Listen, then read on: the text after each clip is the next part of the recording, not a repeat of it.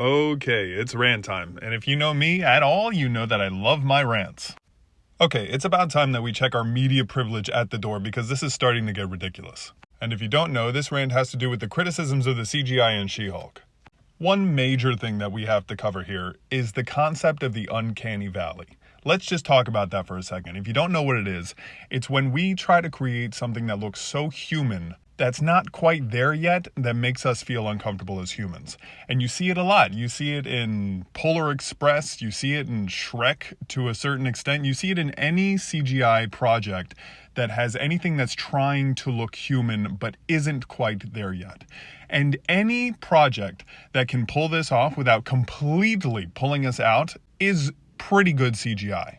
That being said, are there moments in She-Hulk where it's a little bit floaty or it's a little bit too smooth? Yes. But the other thing that we have to consider is that in this first episode, we had two fully CGI characters interacting with each other and interacting with the real world in a way that did not pull us out of the episode for the most part.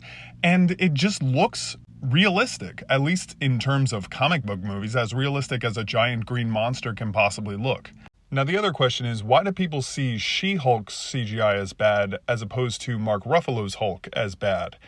Well, this boils down to just minute details that can't be presented in She-Hulk as easily as they can on Mark Ruffalo. Not to mention that they've been working on Mark Ruffalo's Hulk for like 10 years. Now, I know that this terminology is going to set some people off just because they want to be set off by this terminology, but the simple fact that the Hulk is a masculine character makes it easier to present him in a more realistic way just because there are minute details like Mark Ruffalo's stubble, the wrinkles on his face, little things like that that more easily translate into being quote-unquote more detailed or good CGI. As opposed to She-Hulk, which is a female character who in society needs to be presented as smooth-skinned, flawless, beautiful, and translated into CGI that makes it look fake. But it doesn't look fake. It really doesn't.